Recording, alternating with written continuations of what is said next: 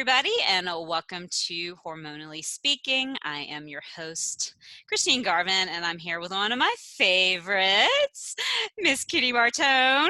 Howdy. Welcome. Thank you. So, if anybody's listened to this for a little while, you already know Kitty. We had a great conversation during the Hormone Summit on all things bioidentical, progesterone, and more. So if you haven't heard that episode, go back and listen to it. I think it was September of last year. So I invited Kitty to come back and chat with us today, not only because she's one of my favorite people and it's so fun for us to talk, but this thing about coffee enemas has been coming up a lot recently. And I think there are a lot of people that are scared about it when they first learn about it.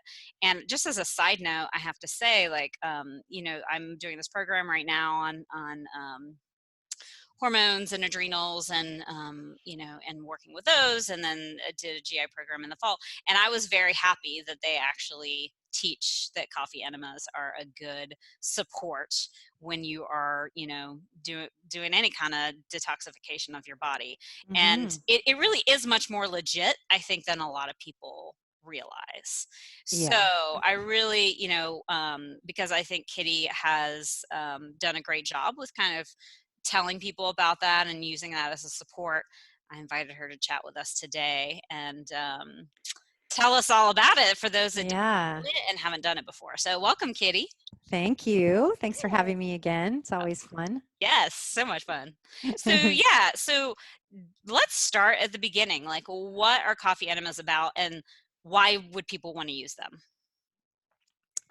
Well, a funny a funny thing that I discovered, the way I discovered them was Charlie, my husband, was going to chiropractic school in South Carolina, and he was friends with a bunch of other chiropractic students and a bunch of hippies, and they were all In South Carolina? weird, right? What? And no, like just South Carolina hippies, Yeah. and they and they went. They stayed friends forever, and then when we got married, a bunch of those people, came out to the wedding, and one of them, my very dear friend, we call him Tommy. Mm-hmm. He he actually became a naturopathic doctor, Mm-hmm. and but then he was like living in his truck, like he was such a hippie guy. And after we got married, he said, like literally at the wedding, he says to Charlie and I, "Hey, you guys don't mind if I stick around and stay in your place, do you?" And we were living in our office at the time. We had this amazing place on Main Street in Santa Monica across from Yoga Works, this huge live workspace. Mm-hmm. We're like, sure. Come join the fun. Yeah, so he moved in with us, was living in our massage room, and he was awesome. He was meditating so much. It was all this stuff. But anyway, I came home one day and he was on his head, which was not unusual. He was doing a headstand, and he was doing all these things with his legs. And I was like, "Hi, Tommy." And he's like, "Hi." I'm like, "What are you doing?" And he's like, "A coffee enema." And I was like, Wait, he "What?" was doing a handstand while he was doing a coffee enema? A headstand. Headstand? Yeah. He was in a Wow. headstand. Okay. And he was, yeah, I know. And he was like, he's like, "Yeah." I'm like, "Wait. Tell me about this, you know?" Yeah. And so he's on his head and he's telling me the story about how coffee enemas work. And he said, "Well, there's this, this acid inside of caffeine that's from coffee that's called palmitic acid. And when you, give it to yourself rectally, it enters through the colon, and it goes up through the portal system in the veins in the colon, and that takes that palmitic acid up into the liver. And there's this biochemical, he's still on his head at this time, and this biochemical reaction happens in the liver, and it encourages the liver to produce glutathione. And this massive production of glutathione then calls in the liver to produce more bile. The bile gets sent to the gallbladder contracts and releases what we call a bile purge. Mhm. And glutathione is the master antioxidant in the body, and it helps us clear, well, as we know, I hope, I mean, it's our liver does a tremendous amount of filtering our blood, and our entire blood supply in the body goes through our liver every 3 minutes. Mhm. And so every every 3 minutes, that glutathione is like a trash truck. It's just gathering toxicity, which, as we know, the liver has 500 functions. But Mm. one of the most important is its hormone conjugation and fat metabolism. And all kinds of trash gets put in there because of that. Poisonous estrogen, potentially poisonous estrogens, broken down, other broken down hormones. And let's not even talk about whatever we're exposed to in the environment Mhm. has to go through the liver. Mhm. So there's all this cleanup that happens, and then you have that bile purge. He's still on his head, by the way. He's like, let me tell you more. And he has this bile purge. You have this bile purge, and then you hopefully you have it, because not you won't always get it. And Mm-hmm. then you every 3 minutes, like I said, so every 3 minutes is valuable. So people that are like, I can't hold it for more than 6 minutes, Mm-hmm. right on, that's Yeah. 6 minutes. Yeah. Twice So through that's, there. Yeah. yeah. So then you evacuate, and that's that. I was like, that's disgusting, Tommy. And I don't know what the heck glutathione is, but you're nuts, and have fun. And are you doing this in my bathroom? Right. Yeah. You're like, you can't stay with us any longer. I'm sorry. No, I was like, okay, well, that's interesting. And he didn't really know all of the benefits the way that Mm-hmm. I understand them now. And Mm-hmm. so it wasn't long after that where I miscarried for the first time. Mm. And I was like, I might give this a try. So Yeah. I just started to implement them. And then I learned about liver flushing. And then I started to marry those two together and had great success. Some of the greatest health um, progress that I've ever had Mm. because of those two things. So you told me before we got on the call that you're doing a liver flush right now. Yeah. So do you want to tell people, because I know that there are multiple kind of liver flushes out there that people can choose Hmm. from. So you want to tell people what you're doing? Well, because of Charlie, I think Charlie was probably my gateway to real health and wellness. Mm. And when I met him, he was doing like the Hulda Clark Mm-hmm. flushes and the Rise and Shine flushes, and so I started to do some of them. Now I want to just, disclaimer, buyer beware, alert, everybody out there who's listening to this, take it really slowly. If you Mm-hmm. know you're a sensitive person, slow and steady wins the race, Yeah. because I was not, like, no one told me that. And I'm like super hyper sensitive, or I was. And I just jumped right in and started doing Mm-hmm. these cleanses. I couldn't even get, the first time I tried a liver flush that included the, what is it called? It's a bottle. It's not, is it citric acid? It gives you diarrhea, basically. You get it at Oh, CVS or okay. Walgreens, and it Yeah. helps just clear out your Mm-hmm. system. I forget what it's called. And it's basically like Epsom salts. So Right. it's probably a magnesium citrate. Gotcha. Is it? Anyway, I'll, That I'll, is one of the ones that it will is. clear you out. Yeah, for sure. Yeah, it's a liquid bottle. It's fizzy and it's disgusting. And Mm-hmm. that no sooner than I drank that bottle did it come right back up. So I was just in a Ooh. place that I needed to just be extra careful about how I proceeded with these things. Mm-hmm. And so that's my disclaimer there. But Mm-hmm. And very important for people. yeah, Yeah, because I've known people that have actually gone to the hospital because of, yeah, too fast of the liver dumping out the yeah. toxins, essentially. Yeah. Yeah, it's pretty intense, and the livers holds a lot of nasty stuff. And Mm-hmm. so, but those other cleanses were fine. I Mm-hmm. was, when I was able to complete them, I was like, okay, that was interesting. I feel super depleted and horrible. Mm. I know I'm doing something good. Yeah. And then I got introduced to the Andreas Moritz Amazing Liver Mm. Gallbladder Flush. Okay. And he explains and talks about taking it easy. And so I really slowed my way into that one and had the most incredible, could not believe what was released from my body. And basically, Mm. that's a 6-day flush that and I've modified it because I feel like I've probably done more than 100 now, I'm sure. Wow. And yeah, and I've modified them, and so now I do what I feel like works best for me and for Mm-hmm. my clients and for friends and family that have done them. So I've modified that. And um and the production is crazy, and how good you feel the days to follow, and how Mm-hmm. long it lasts until you start toxifying again. Right. um, So is So it the yeah, one where you drink a certain amount of olive oil?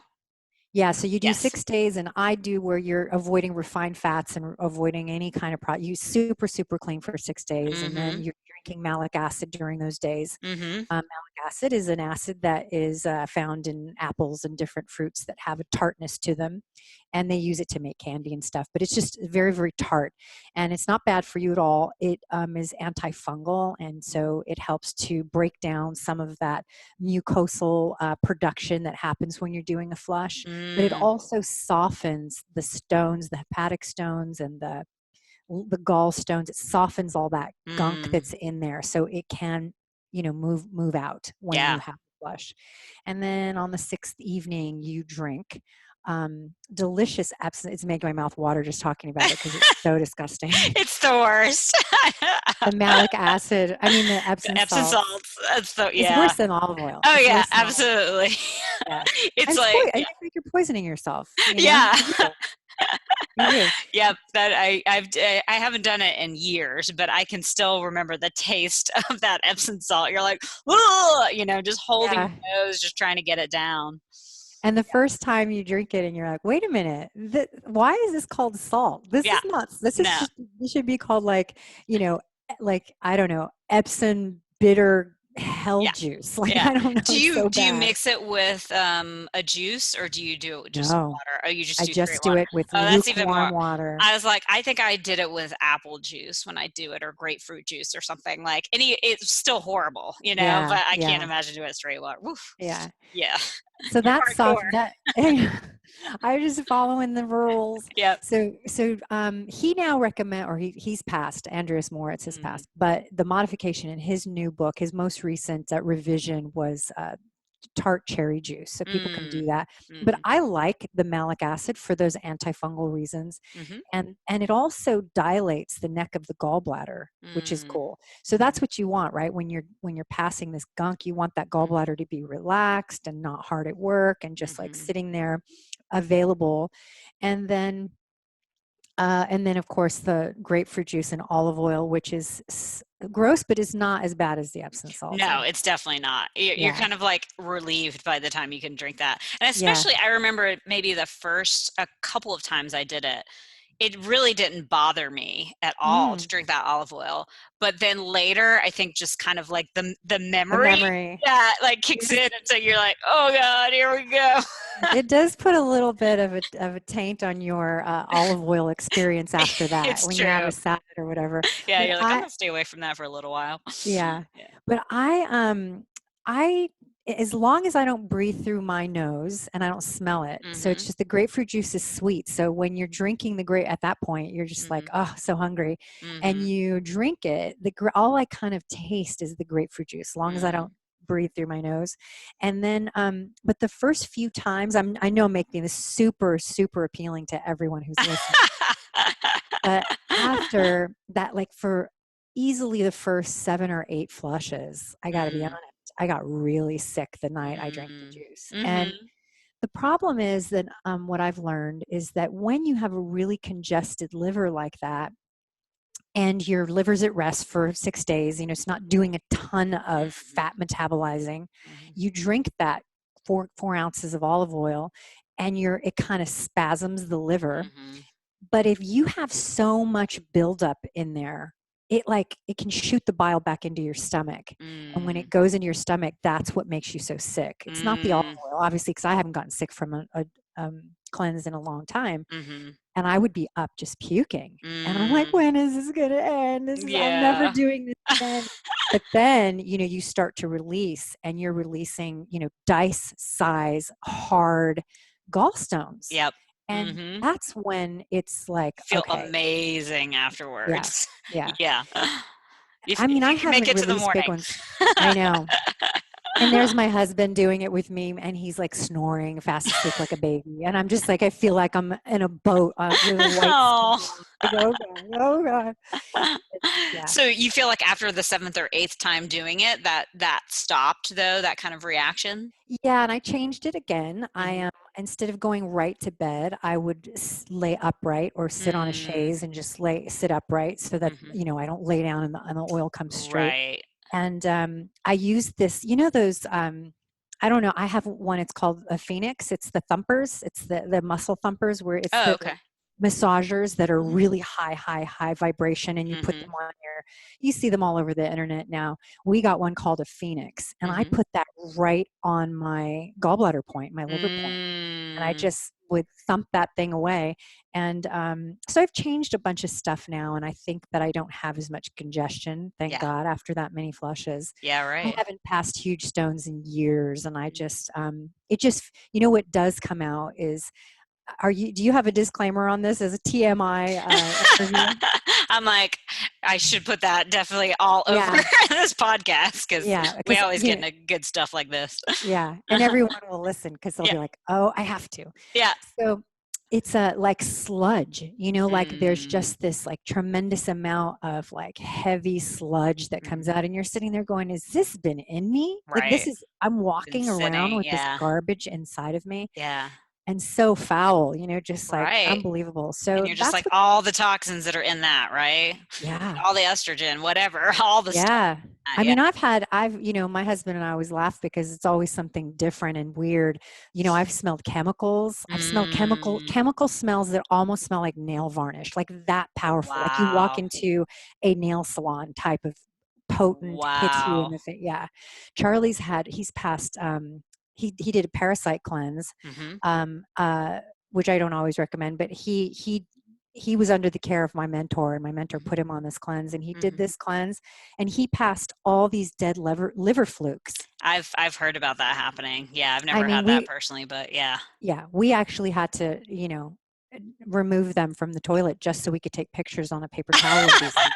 I It always wonder was when people take pictures because I remember, did you ever get on Cure Zone back in the day? no, Okay. no. So it was kind of the early before people were on Facebook and in groups and stuff. It was the thing that people got on to talk about all the stuff. And I think Okay. that might have been where I first learned about liver flushes, possibly. I don't know. But I would be on there, and everybody would have like these pictures.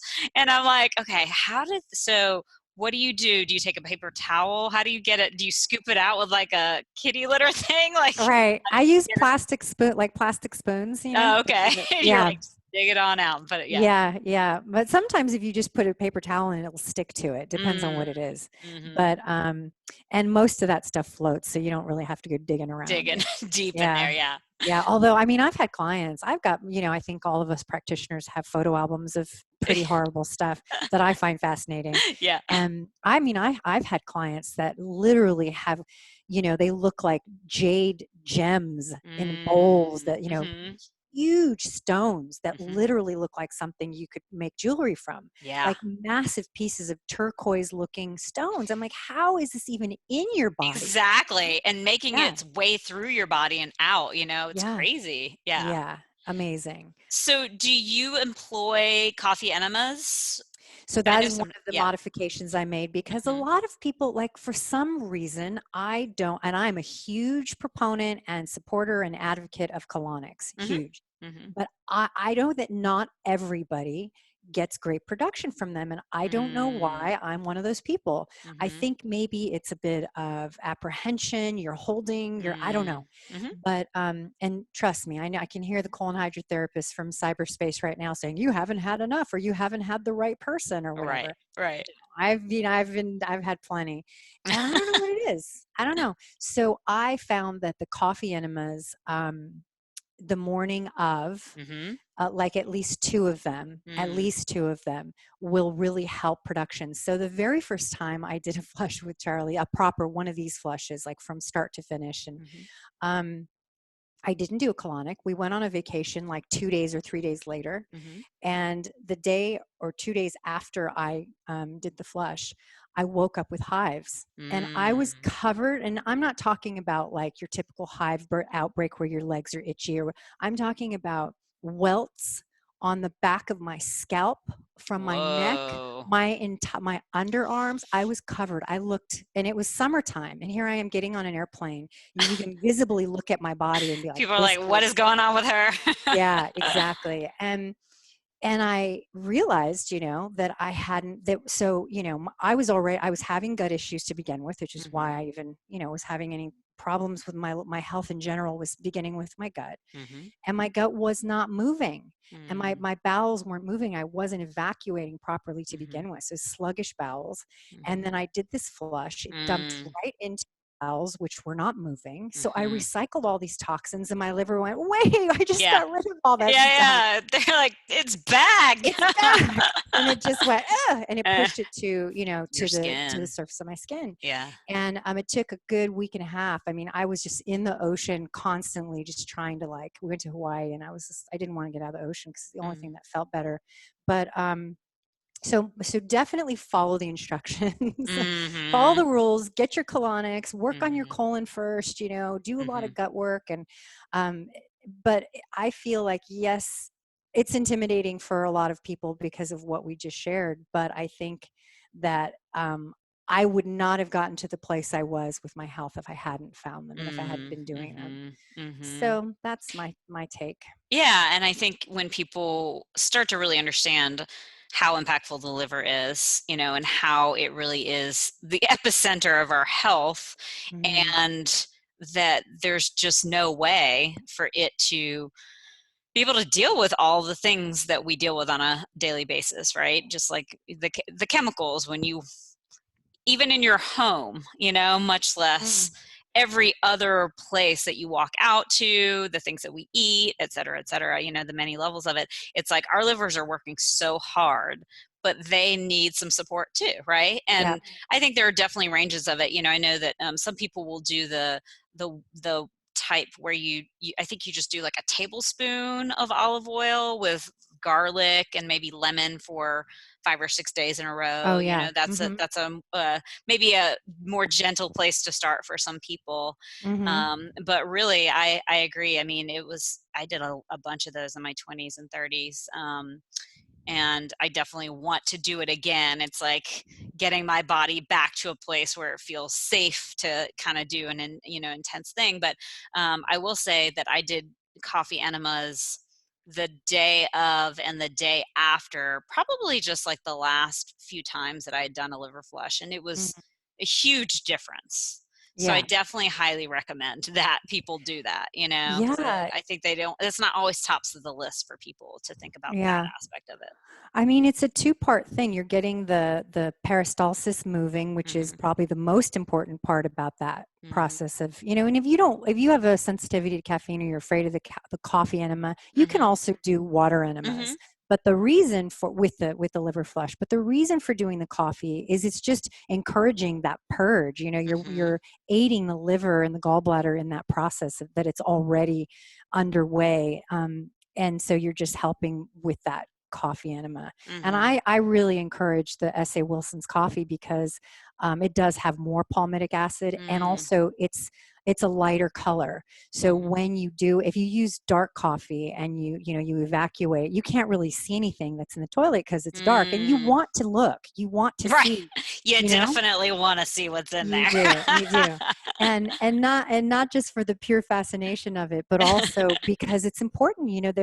There's like suds that can form that almost looks like soap coming out, and those are like Mm. microscopic cholesterol shards. Mhm. You're dumping cholesterol, you're Mhm. dumping seeds, little things that look like seeds. You could be dumping, Mm. parasitic things. You could be dumping gallstones. You could be dumping impacted fecal matter, which looks very different from regular fecal Mhm. matter. But by that time, you don't have any fecal matter in the body that's from the food you ate because you fasted and you've done all this Epsom salt. Mhm. So what's coming out is usually impacted, and that's like, you need to know, you need to Mhm. see what's going on in your bowels so that you can keep doing them. Yeah, Mhm. I have a client who is more committed than I will ever be. She's got the commitment and the passion of 10 people. And I've seen it. I've seen it with my own eyes. Mm. She's in Detroit. She sends me her lab results and everything. Mm. She's been a client for like 10 years. She has done probably, I don't know, thousands of liver flushes. She Wow. tries to do one a month for her whole life. That is committed. It's committed. And she Wow. has, yeah, and she also lives on the body ecology diet. That's her Mm, life because mhm, she was severely ill and she lost her husband, who was also my client, mm, of a specific type of cancer. And she was really scared. mhm, She's like, I don't want to go that way, mhm.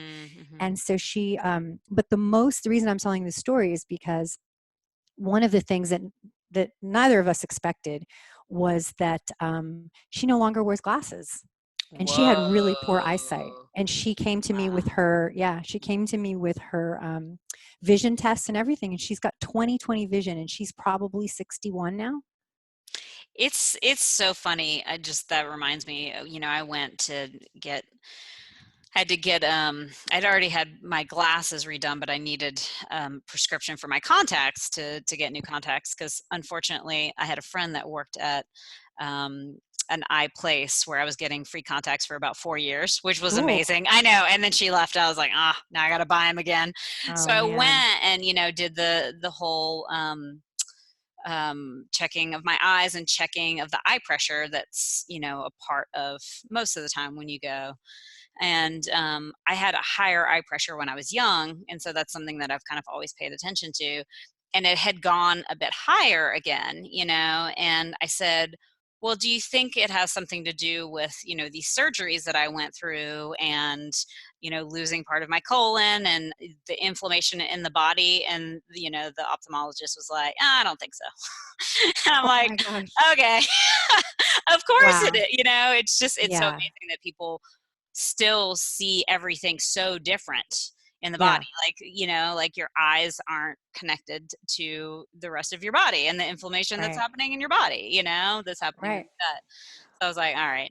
Well, I mean, even, traditional Chinese medicine, man, they really had it right. I mean, I guess thousands and thousands of years of doing this, Mm-hmm. the same thing over and They got over, it you start to down. Yeah. realize, and, they correlate the eyes with the right eye with the right large colon and the left eye with Mm, the left large colon. mm-hmm. And so, to make that connection, it's like, well, of course, not only did you have this massive, medical problem Mm-hmm. with your colon, Mm-hmm. but you were also sliced into, which Exactly. is creates all these interference fields on the front of your body, which lead Yep. right up to your eyeballs. And Yeah. the tension of that, which probably creates all kinds of dura mater tension that pulls on your occiput, which affects your eyes. And then Right. we haven't even gotten to the liver yet. Right, exactly. I'm like, Yeah. I Yeah. was like, it's all messed up in here. I know that's part of it, but I'm working on it.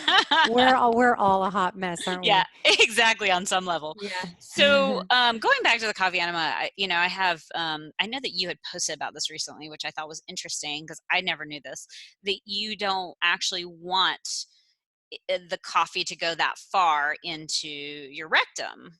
Is that true? Okay, Yeah, so explain no. this. Okay, So okay. okay, I was misinformed, and I should find that post and fix it. Okay. So I was told, I think it might have even been by this same person, and I think his information has changed because so much more research in an Mhm. anecdotal way has been done since. He calls it empirical because he's like, when 1,000 people do Right, this, like that's empirical. right. So he said that it's all the veins in the entire colon from the rectum all the way to the end of the large colon. Mhm, He said those veins are throughout that lead up to the mhm, portal system. So mhm. he said, do you want to get it further up? He said, yeah, you can get it as far as you can get it. He said, but Mhm. it's not necessary. It Okay. isn't like imperative that you do so. And so I just interviewed him the other day, and so that podcast is coming up, and it's all about liver cleansing. So that's Mhm, so interesting. When you messaged me about doing this, I was like, mhm, yeah, it's definitely out here, like mhm, being everyone's picking at this information, and I think it's mhm, great. So I mhm. created this little guidebook that I'm going to be it's going to be available on my website hopefully in the next week, and it's Okay. just a liver gallbladder um, liver gallbladder detox guide. And it's like, I Mm. haven't decided, maybe like $32 or something. It's not, Mhm. it's just a super easy, accessible. It's got my video in there. It has my Nice. the PDFs for the coffee enema, the PDF for the liver flush, my modified liver flush, and then the juicing that I like to do to support the liver Mm. flush all the time, and then some Mhm. supplement recommendations. Nice. So yeah, and so he was saying, that it didn't have to go all the way up. He was saying that it doesn't get absorbed the way caffeine does. Now, I'd like to take him to task on that, because I think, and I did say this to him, and he's like, well, until we can actually, he went into that principle of uniqueness that Donna Gates talks about, where it's like, until we can actually do proper studies behind these things, we don't know, because Right. your body is different from my body. And if Right. you are getting a caffeine high, and I know the difference, I know the difference between that euphoria you feel after you dump all that toxicity, where you're just like, yes. And then a caffeine high, jittery for a while. I'm sweaty. I feel like I could, clean my whole house with a toothbrush. I'm like, that kind of, I don't know if you ever get that way, but that. And I said, I know the difference. And I feel like when that happens, I know I've absorbed that caffeine into my system as if I had drank coffee. And he said he disagreed, but he said he had no way to prove it, and that maybe it was actually just an individual thing. Right. Maybe my gut's more permeable in some way. Maybe, who knows? Who knows? Yeah, it would be interesting, and I want to ask you about this in a minute, but for me, I felt like I don't know that it was a different feeling than if I had done a water enema, for sure. Yes. Like, I was definitely much more just clear-headed, and like, just, I don't know, like, everything was awake and alive, but it wasn't the same for me as if I would have drank coffee, right? It didn't give me that jittery feeling. So, I always attributed some of that to being caffeine, but just kind of processing through my system differently, than if I had drank it. But who knows? Because I feel like it doesn't necessarily impact your adrenals in the same way. Some people would argue with that too. Some people would say, in fact, there's some people on my estrogen dominant support group who it got kind of heated, and I ended up having to. I missed that one. Yeah, I can get out of control. Yeah. But they were talking about, adrenal fatigue and cortisol production, and how caffeine raises cortisol, and if you have hormone imbalance, you shouldn't do it. And I agree with that, but. I really think, once again, and the reason it got heated is because a pet peeve of mine is to come in to the group or into my office or whatever, into my personal space, and tell me, or clients or members of the group, this is how you do it, and this is the only way to do it, and you're crazy for doing it the way you did it. Insta-block. Yeah. #Insta-block. I can't stand that behavior, because I don't do that, and I don't want people to do that to me. Right. So once again, what Dr. Medici was saying, that principle of uniqueness, it's like, if I am absorbing it, and I do have adrenal fatigue, or I have hormone imbalance, it might cause that problem. Yeah. So you have to weigh out, and we don't know, because the FDA doesn't care about you. They don't want you to touch your own butt. Absolutely. So except in the hospitals when it's needed. I mean, when they do it for you. Right. You don't have a butt. You don't have a butthole. You don't have a vagina. And you definitely don't want to use coffee. Like, I wouldn't even bring that part up to a doctor ever, right? Ever. Yeah. They don't want us to think we have anything in the bathing suit area, as my husband likes to say. We have nothing in the bathing suit area. Men do have penises. We know that. Right. Nope, don't touch it. Don't touch it. So, if you do have a reaction, so this is my theory. If you're sensitive, you're scared, instead of doing the 3 tablespoons, do 1 tablespoon and dilute it with that quart of water, and take baby steps. And, if you go into it with fear and anticipation of things going wrong, that's a bad idea. Right. To go into it with being cautious, journal it. If you write down what's happening, that way the next time you do it, you can say, oh, whatever. And you'll have a record, and you'll say, is this benefiting me or not? Am I on the right path or not? And most people will say, wow, I felt so good. I had this production. Now, the bile purge is super important, and I feel like that doesn't always come on the first try. So I like to make sure to be specific about what to expect from a bile purge, which of course is that skunky, unmistakable odor that's different from poo and anything else that comes out of your butt. It's like there's a specific skunkiness to it. Some people say it almost smells like a mildewy bell pepper. Yeah, there's very specific. Is it a kitty's head? Yeah, he's creeping. He's like, he's I'm so just close. I know. I was like, is that a what is happening? cutie? So yeah, it's like it's very that's the goal with those coffee enemas, because Hmm. otherwise you're just evacuating the coffee you put up there, and there's Right. really not a huge benefit to Right. that. And I don't know how to encourage that, Right. except yeah. Accept it. So, okay, so here's my question because, I've desperately wanted to do them again, but I have been very nervous too because of losing the ileocecal valve, and not only that, but, if I still had the majority of my colon, then I would worry less. But because almost half of my colon is gone, I'm worried about it going up too far in the colon and basically going Hmm. into my small intestine because of not having that ileocecal valve to protect it. So I was really interested when I read about, not having to have it that far in, but how can you Yeah. really keep it from going that far in? Is it just the amount that you use? Yeah, for sure. It's the mount and the height that you hang the bag. So the Mm, gravity, the higher it is, it's going to shoot that coffee pretty right, far. further in, yeah. Yeah. And then some people who have a lot, like, like really good breathers, like people who do Kundalini, people Hmm. who are really flexible with their abdominal breath and their abdomen and all of that stuff, they can move it. And this is why Tommy was standing on his head, is because he was trying to get it through his transverse colon over to his ascending colon. Hmm. He was trying Hmm. to get it in there. Hmm. And so it doesn't get in there easily. Right. So really, you could even take an anal syringe or a nasal bulb and put a Hmm. little coffee in there to start, Hmm. and maybe Hmm. administer it. Just get on your knees and just get and administer it that way. That So it's way. not much. And then don't lay down. Just, I mean, it's harder because, when you Yeah. don't lay down, you want to It's like, like you want to just go. Yeah. Yeah. yeah. And just don't move around a lot and keep it so that it has no desire to go. The gravity Right. won't take it The up. gravity. Yeah, that's a Yeah. good idea because I was like, I did it the way that I did it before was that traditional way of hanging it up, Hmm. as far as it can kind of go and then just allowing it all to go in. Though I know that even in that time, yeah, it doesn't go really probably past the descending colon for most Hmm. people. But just since all of my ascending colon is gone and half of the transverse is gone.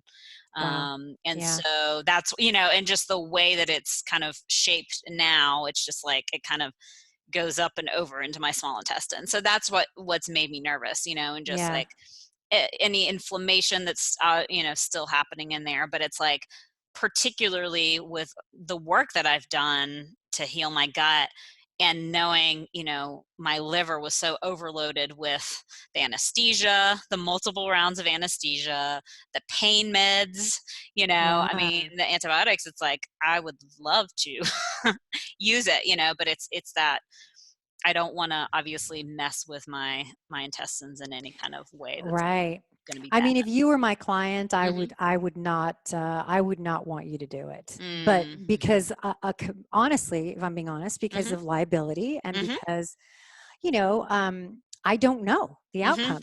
If it Right. were Right. my body, I would do it. I Yeah. would be like, I just got to try Yeah. because I know how it could benefit me. And I doubt one, 4-ounce Right. implant of coffee is going to create an issue. But that's me, Yeah. and I wouldn't be here with my health if I hadn't taken those crazy risks Yeah. that, I would probably have not done a lot of the things that I do that I'm so happy that I did. Yeah. Absolutely. So, Yeah. It so makes for me other feel people, better to think too about doing a smaller amount like that. I didn't yeah. really think about using like a syringe because, and even when you had posted that, I was like, okay, if I can kind of keep it in, not going past my sigmoid colon, then I Hmm. feel pretty confident in it, Yeah. because the more that you understand with the portal vein, it, Yeah. absolutely can suck it up and take it up to your liver and give you the benefits too. Yeah. So, I know there's coffee enema groups and stuff, and people are like, you have to use a catheter and get it as high up as you right. possibly can. And I have never, I take that back. I have used catheter before, and only because my enema kits that somebody sent me as a gift, because that's the kind of stuff I get as an influencer. I always You're say, like, give me the enema stuff. Thank you, everyone. yeah, I always say my girlfriend, who's a Pilates instructor to the stars, she Yeah, gets like yoga outfits and tennis shoes and all the water cute bottles, stuff. and I'm like, I get poop tests and coffee enema kits, and which is And you great. wouldn't have it any other way. I wouldn't. I'd love some yoga pants, but Yeah, you're like, I'll take that too. You're like, yeah. I'll do a little video wearing cute yoga pants as I'm getting ready to do my enema.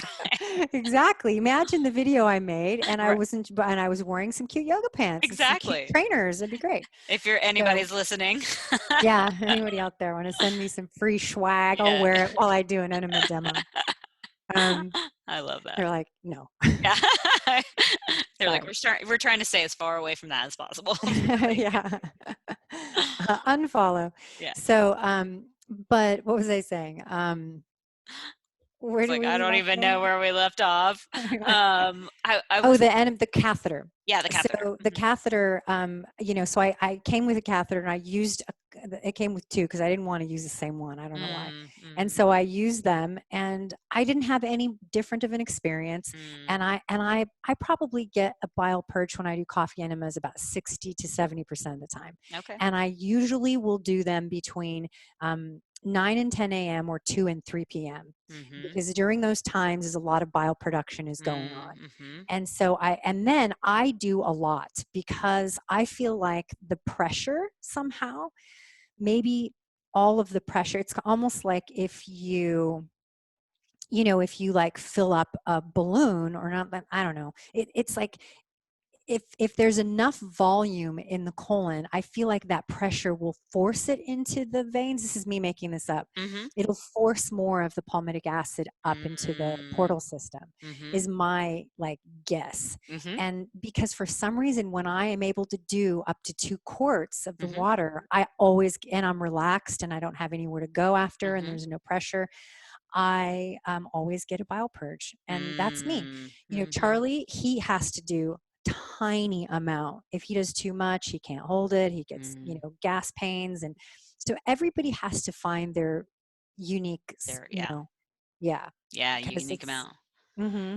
So, this is something that came up earlier that I just thought about again. So, what if people don't have a gallbladder? How, does that impact them in terms of doing this kind of stuff and in the Well, purge? yeah, I think, in my personal and professional opinion, I think those are the people that need them more than Mm, anybody mm-hmm, because, they're having a backup mm-hmm, of this toxic buildup because they don't have a gallbladder that's going to help them. So the liver will just spit out bile right, randomly right.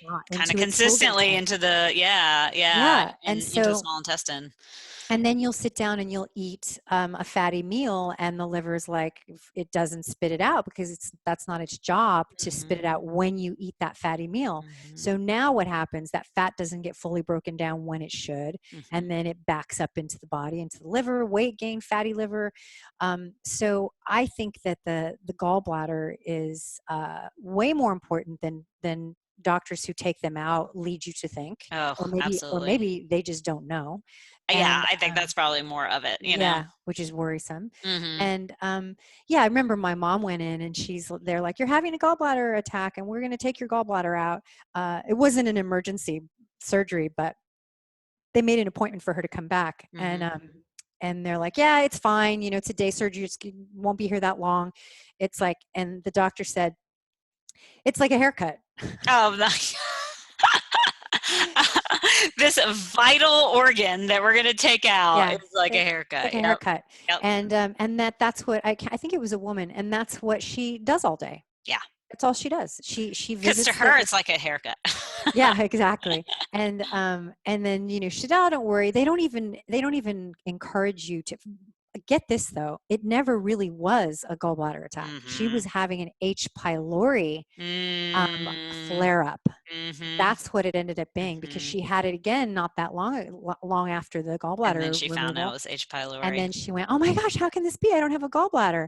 Like, oh, you have H. pylori. She's like, this is exactly what I felt with the gallbladder attack. So she deduced that she probably wasn't even having a gallbladder attack. How Oh, sad is that? that is, and I feel like that happens more than people would think. Like that Oh it's, yeah. they just, that if it's in that area, a pain in that area, they're like, oh, it's your gallbladder, let's take it out. Yeah. Yeah. So when you do the coffee enema and the purge kind of happens, is that more intense for people then that don't have a gallbladder? I Because it's haven't like heard. push. Okay, Yeah. go ahead. I haven't heard all the people, and there's a lot of them that Mm-hmm. that don't have gallbladders that do coffee enemas and liver flushes. Mm-hmm. They have not reported anything different to me at Okay, all. At all. that's They good. don't get as many as of the large stones as Mm-hmm. people with gallbladders get, but they get a lot of the tiny little ones that I always say look like the nerd candies. You know, nerds, the Yeah, yeah, candy yeah. nerds. I loved Yeah, there's like nerds. a bunch They of were my like jam back in the day. yeah. They look like a bunch of little light green pea colored, pea is in the vegetable, Mm-hmm. nerd candies floating in the toilet, right? And Mm. you can get thousands of them. So like Mm-hmm. you'll evacuate and you'll look and it'll look like one mass of something, like maybe like you poured a cup of, I don't know, mashed potatoes in the toilet. And then if you Mm. look closer, they're tiny, tiny little hepatic stones that have been clogging up the biliary veins and the liver ducts of the liver. Isn't I that mean, crazy that our body can still work at yeah, all, right? That yeah. our liver and our gallbladders can work at all when all of that stuff is in there? Yeah, and then I like the naysayers when they're like, "It's just soapstones Right, from drinking the olive oil." right. Like, I drink 4 ounces of olive oil, and I've just gone to the toilet 25 times and Yeah. a lot more than 4 ounces of. Yeah. You know, Thank you very much, my friend. thank you very much. And then then you keep doing them, and then you don't pass any stones. So tell Right, me what happens there, right? right, Anyway, exactly. we're not talking to them, Yeah, anyways. yeah, yeah. Just in case Um, they were listening, which they yeah. probably won't be anyway. So, yeah, so I think that people without a gallbladder, they don't need to do anything special because of that, as far Mhm. as the flushes and cleanses are concerned. Use the same precautions, and I think, you know, uh, Andreas Moritz used to recommend once a month for a year, and then like 3 times a year after, 6 times a year Mm, after that, 3 times a year after that, and then mhm. go back to once a month for a year, Oh, and then okay. and just keep doing that pattern. I couldn't do that right away. I had to Yeah. do one and take a couple months off because I Yeah. was so sensitive. Now I probably should get on it and just do them once a month, especially if they're going to be as easy as the one I did last time, which was Mhm. not very And you easy. would do that like 6-day prep every time? Yeah, I mean, Yeah. it's not that hard really. You can get malic acid in capsules now. Mhm. So you can take, 6 to 12 of those a day. And then just don't eat anything fried or processed and Mhm. no refined oils. And, you can still have fat, but you just don't have that bad fat, or the Mhm. refined oils that congest the liver also. Gotcha. Yeah, and that's all in my guide that's coming out too. So if anyone wants to get a little bit of help with that, it's going to be on Nice. healthygutgirl.com. Just go like online programs, it'll be there somewhere. I haven't put it Nice. out yet, but it's coming. It's coming. It's Well, coming. hopefully, yeah, this episode will be out, next week, so it'll be a good Oh, time. good. Yeah, people can check it out. So one other question about using the coffee enemas, if you're not doing the liver flushes, how often do you recommend people do that? And, is it something particularly if you're having hormone imbalance issues that you would Hmm. recommend for people? I'm glad you brought this up because so many people fall. I mean, like I would say, 85% of the people that try them love them and Hmm. continue to make them a part of their life. Is in people who are like, I just don't have time and my kids and and then they do it and they're like, oh, I make time now. Yeah, yeah. It's Um, better than my cup of coffee in the morning. yeah, yeah. But I say start with, if you're brand new, start with 2 times a week for 6 weeks. Okay. And then take a break for 6 weeks and then do it again. But I go through phases where I won't do them for a few months and Hmm. then I'll do them, like 4 times a week. Hmm. And so it just, it again, with what's unique to you and what works for you, you might find that one thing I do not support, and people can do what they want, Hmm. but I do not support using them as a mode to go to the bathroom Right. because they're constipated. Right. And I don't endorse doing them every day just Yeah. because you like them and because you can. They're Right. very depleting. Right. That's the thing. Very. People need to realize you have to replenish your electrolytes Yes. afterwards. That's a big Yes. thing I don't think a lot of people even think about. Right. And also, it's dehydrating. Well, Hmm. electrolytes, goes all hand in hand with that. But and that is detrimental to adrenal fatigue and adrenal issues. So that makes you wonder, are these women who are set on the fact that they're so bad for your adrenals, is it because they were doing too many, if they weren't replenishing? So any form of detox is depleting. Getting in a sauna is depleting. Getting in, doing any kind of detoxification is depleting. Colonic is depleting. Of course, the colon hydrotherapist is going to help you replenish when you're done, but have no doubt it is depleting. So I don't recommend people doing them every day. I think that it's too much. Yeah. And I do think they're addicting for that reason, not to the caffeine, but just to that process of releasing, because people feel so good. I mean, there are times where I've had that release and I'm like, that was better than an orgasm, like seriously, you're just like, this is amazing, I have to tell you this just because you said it, not me. So last night, my husband, this wasn't the coffee enema though. I'm already blushing. My husband was watching Blade Runner because he's like, all right, well, if you're doing all this stuff, I'm going to watch Blade Runner again for the next time. So he orders like Thai food or something. He's like, thanks, son. He's laying on the sofa eating Thai food, drinking red wine. And I'm like in it. I'm committed. I have music. I'm listening to my Audible, I'm in the bathroom. And I had my second Epsom salt. And I also, what did I do? I was massaging my bowel and I was using that thumper and I was just like really, and all of a sudden I had to have my first evacuation because once you start those Epsom salts, as you know, a lot of people will start evacuating that night before, whereas normally you won't start till after you've had the oil and you wake up in the morning. I start straight away.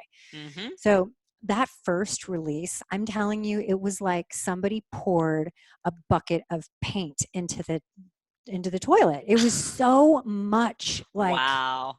I don't even know what it was because there was no poop in there. It was just like this massive release. And of course it wasn't pleasant to be in there at the time, but I was like, and I just let out this incredible moan. And Charlie, he's like, honey, what's going on in there? Exactly. He's like, are you okay? I'm like, yeah. And he goes, what's going on in there? I just started laughing because I was like, almost what you think, because that's how good it felt. It was incredible. I mean, I remember at some point there was a thing that came out about women having orgasms while they gave birth.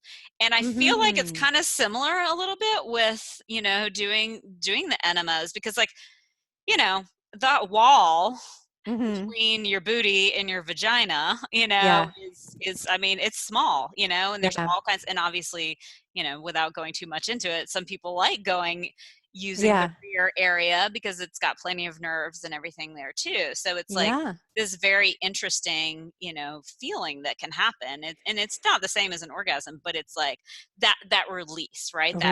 Yes, I think that's you've millions of tiny blood vessels there in that whole area, and it's so funny that you say that, because when I talk about Peter Evans once in a while, who was this energy worker, who's a bit of a psychic, very, very fascinating guy. And I went to see him. I've seen him like a dozen times. And one time I went in and I told him I was doing coffee enemas. And he said, I don't want you to do them anymore. I think you're doing too many. And at the time I wasn't actually. And he said, you're wrong. And I'm like, you don't know. He goes, no. He said, I think that I hear this a lot, of course, he's in Santa Monica. Of course, he hears a lot about women doing alternative stuff with themselves because it's Santa Monica. He's like, no, he said, I think that, women are having sex with themselves when they do these in an addictive way like that. It's a type of stimulation for them. It may not even seem sexual to them at the time, but there is some quality to it that, like you said, I go, well, what's wrong with that? Yeah. Like, what's wrong with that? He goes, well, you're purging, bile is precious. And he sees it as a jewel of the body. Like it's like a jewel. It's one of the jewels of the body. And he said, so you can't constantly deplete your body of that. It's not like you have this endless supply of bile to just dump into the toilet. he said, I can see its use, but I don't Mm-hmm. think it's something that people should do all the time. And I go, well, I don't know why you think I'm doing them all the time, because I literally wasn't at the time. Right, right. But You're he like, did. is He it my said, skin glowing so much yeah, because I'm having sex with myself by doing coffee yeah, enemas? Is that what you're all the trying time. to say?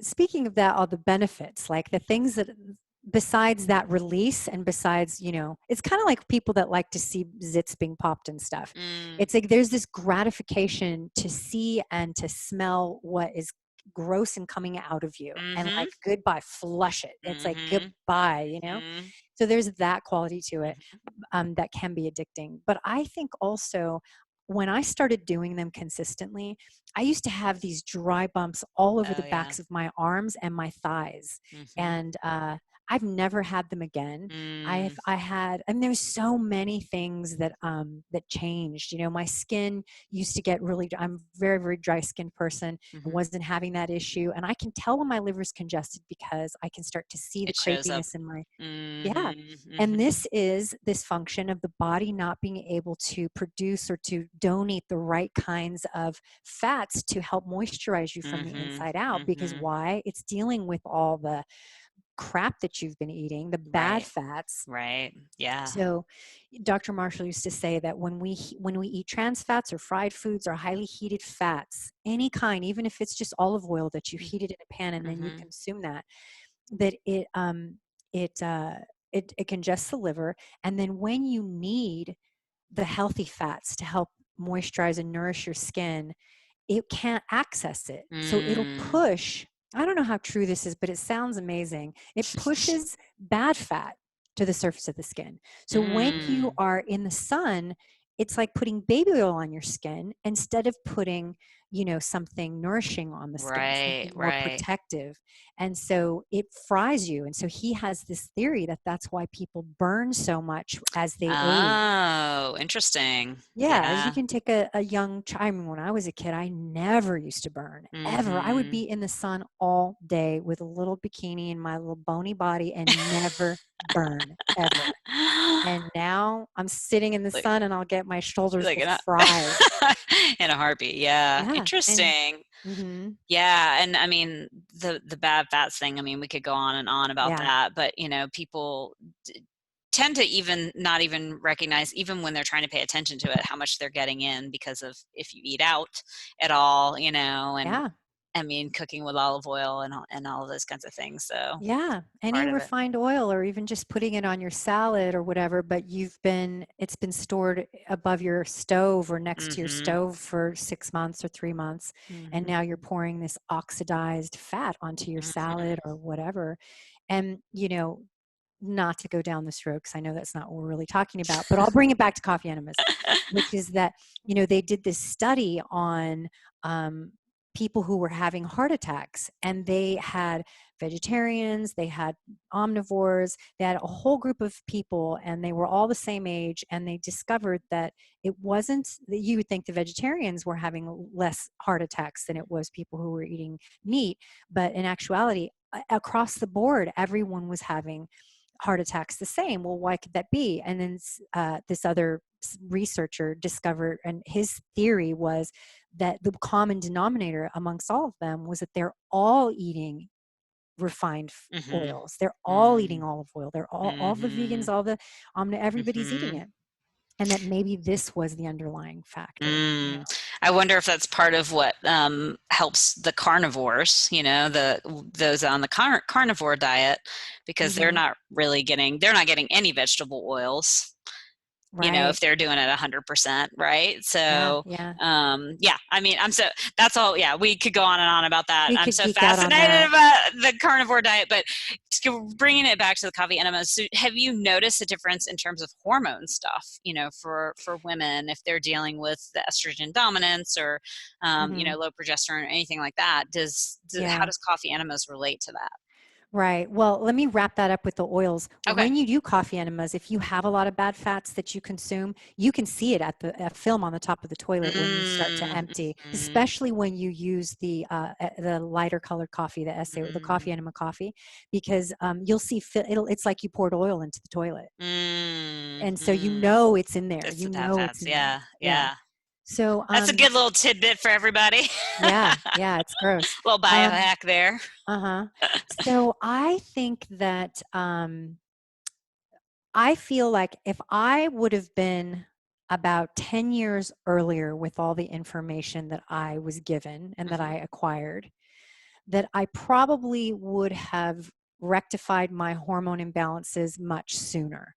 But Mm, because I was already well into, you know, my 30s and, my late 30s when I started to discover all this stuff, I feel like I had so much damage had been done that the coffee enema was helping in many ways, but it mhm, wasn't enough. And the mhm, stuff that would have been really helpful, like progesterone therapy, mhm, if that had started much earlier, I mhm, think the combination of all the things I had done, I think I would have had a lot more success. And mm, success, by success, I mean I probably would have gotten pregnant and had a couple children maybe. But mm, I think it was just a day late and a dollar short, as they say, mm, because mhm, it was just already so much damage had been done, so much imbalance had been created that by the time I started doing everything, I was just getting myself out of a hole. I was just mhm, climbing out of the hole of mhm, gut health and gut issues and everything.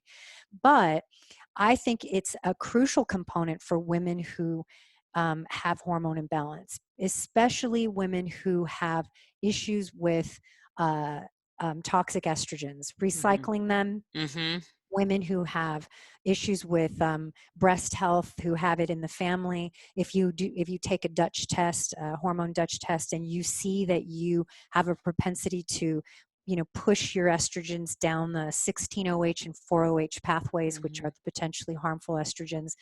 I mean, I would be doing coffee enemas frequently, several mhm, times a month, if not a week, to manage that because mhm, it is crucial. But I still think, just like progesterone, just like uh, prebiotics, they're just all parts, they're just tools in that puzzle to help us mhm, achieve balance because mhm, you can't just be like, I love coffee enemas and I hate that prebiotic, so I'm not taking it. And I'm not going to take a Dutch test because I can't afford it. I'm just going to do coffee enemas and mhm, carry on with my life. mhm. That's a dangerous position to take. Right, right. You have to be proactive in every way and have actionable plan of how you take care of yourself on a daily basis. It is a Mhm. job. It It is is a a job. job, that is for sure. Yes. When you Yeah. have the kind of issues that you and I have had throughout our Mhm, lives, it mhm. is not enough to just take some dim, go to a Right, regular gyno right, and think that you're going to be okay through your perimenopausal years and nowadays through your womanhood. right. Good luck. Good Yeah, luck. You yeah. have to have actionable choices that you can use with your diet, with your encouraging detoxification in the body, with your supplementation, with your stress management. You have to make time for it or you will perish because of it. So Mhm. No, I mean, it's so true, and, I wish I mean, I know we both wish we could go back, but I like to make a fine point to particularly women kind of in their early 30s, like, that's such a good time to really start to get on top of this stuff, mhm, if I mean, as you mentioned, I mean, there's so many women that have issues in their 20s and their teens even, but it can be hard to, have them really shift their lives in big ways at that point, right? Because they want to right. live life, right? And they want to Yeah. do all the things, and I get it. They want to go out and Yeah. party, and they want to do that kind of stuff. But really, if you can kind of hop in your early 30s and start to do a lot of this work, then you're really setting yourself up for a much smoother perimenopause and a much Mhm. smoother menopause, Yeah. and really starting to understand these deep levels. Like, and even I did work in my 20s on this stuff, but I didn't have all the components, like you said. I Mhm. kind of like I focused too much on detox Mhm. without really getting everything. Plus, I was vegan for a while, and and that Yeah, certainly exploring. didn't do me any favors. Right. And so I was really kind of like depleting my body too much. So it's Mhm. this understanding and really kind of, a lot of this is seasonal too, right? Of when to kind of support your body to detox and when to build it back up, and how to do that and how to work all these Yeah. components together. Well, I'm going to make a bold statement and All say right. that I think I think the 30s is too late these Mm, days. mm, I think that the amount of xenoestrogen exposure that we are exposed to Mhm. nowadays, I think it's the responsibility of our mothers, of the moms out there with girls, with babies and boys, um, who have to make this part of their puberty transition Mm. and to start to educate them about these things, because I am seeing scary, scary stuff. I'm Mhm. seeing, you know, um, 9-year-old girls having their period with double D bra Yeah. size, Yeah. and boys and children across the board, preteens and adolescents across the board, with zero to no libido, no interest in sex, no interest in, who are apathetic, Mhm. depressed. This stuff, I think 30s is probably cutting it a little late. But Mm. speaking to those women who are in their 30s, Mhm. absolutely, like, get Mhm. on it now. Now, yes. Yeah. Take it Yeah. from us, Yeah. before you Mhm. have, because I feel like it's that late 30s place, as we know, when progesterone starts to go down and estrogen starts to go a little crazy, and that is when the big stuff Yeah. seems to creep out of, nowhere, when in Yeah. reality it's been all of those years leading up. So, yeah. Yeah. You're Absolutely. well into your job. You're Yep. well, you're trying to have a baby, or you're Yep. trying to have a second baby. And, yeah, that's when it gets really hairy. Yeah. But yeah, I think both. I think the children of today need to start learning how to take care of themselves, because your HMO ain't going to do it. Absolutely. And, we're not seeing any decline in chemicals in our environment anytime soon either, so Yeah.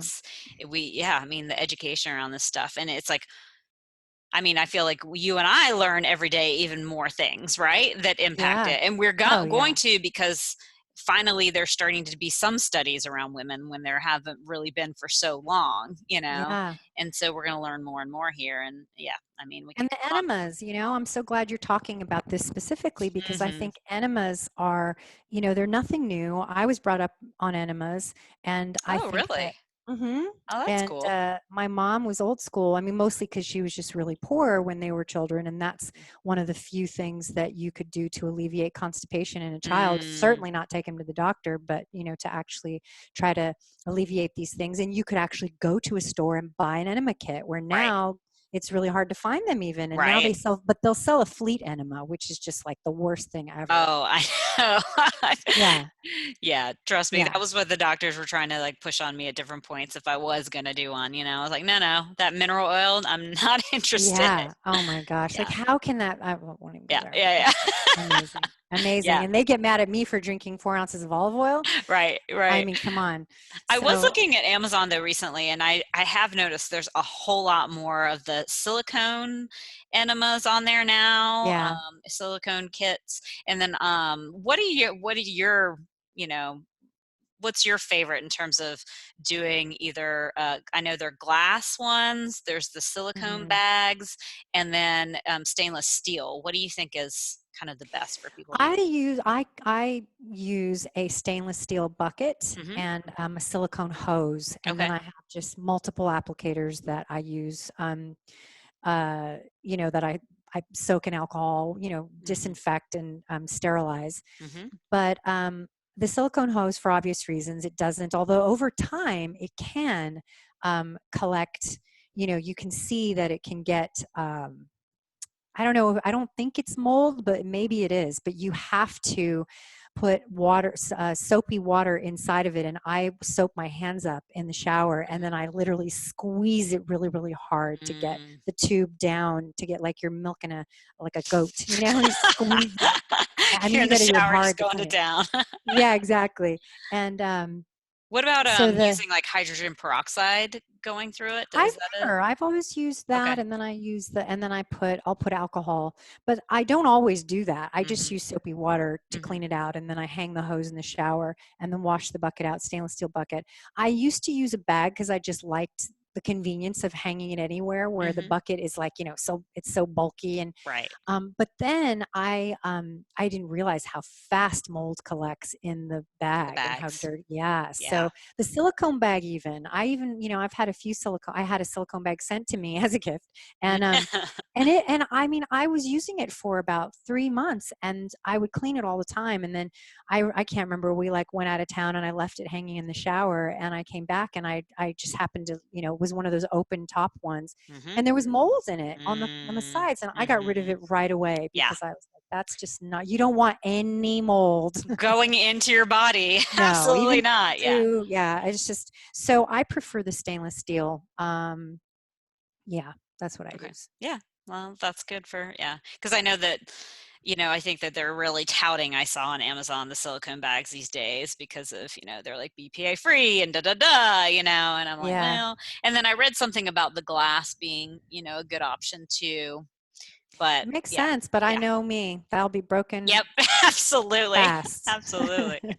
Well, okay, so Yeah. you have this new book coming out, or is it's It's not just a really little guide. a It's like a guide, a guide. program, but it's a really Okay. small guide, and Okay. it's super easy, basic. Okay. There's not, all my other programs are like courses. They're like these Right. educational courses, Right. and people are hesitate to take that. This is Yeah. just, you literally print up 3 PDFs. There's that demo video on there, and Nice. that's it.